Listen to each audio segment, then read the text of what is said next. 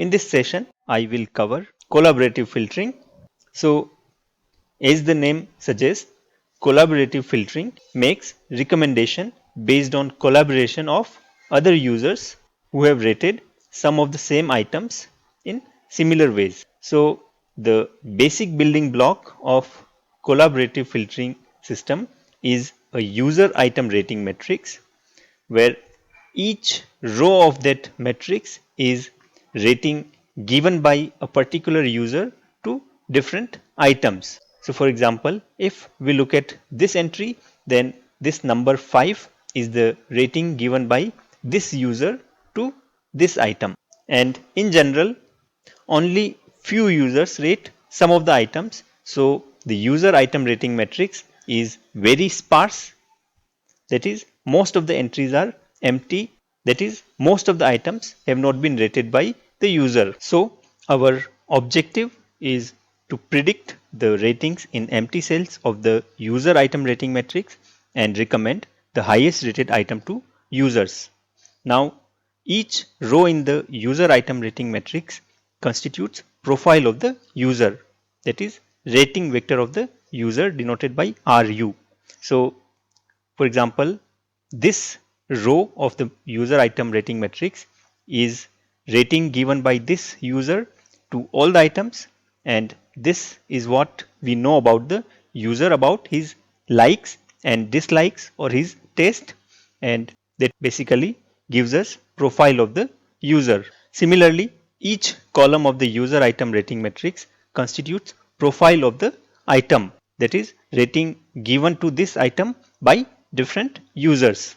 Now let's say we want to predict the ratings for empty cells for this user, then this user is called active user, and in collaborative filtering we compare the known ratings of this user with known ratings of all the users and predict ratings of active users unrated items using collaboration of other users whose tastes are similar to active user. So for example, let us consider that we are given 6 users U1, U2, U3, U4, U5 and U6, and we are given the rating given by these users to items A, B, C and Z. And let's say user U1 is our active user and we want to predict what rating user U1 will give to item C. So for that we will compare the known ratings of our active user with ratings of other users, and we will identify user or users whose ratings are similar to ratings given by active user.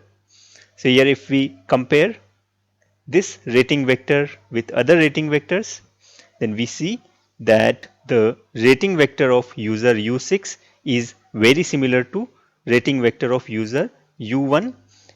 U1 has given rating 9 to A, U6 has given rating 10 to A, U1 has given rating 3 to B, U6 has given rating 4 to B, and Z, U1 has given rating 5 to Z, whereas U6 has given rating only 1. But as compared to other users, U6 is the one whose tastes are very similar to tastes of U1.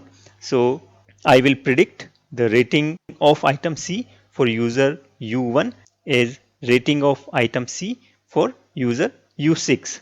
That gives me the predicted rating of item C for user U1 is 8. Now here, because we had very small number of users, so only one of them was similar to our active user, but when we have large number of users, then there will be many users whose tastes are similar to our active user.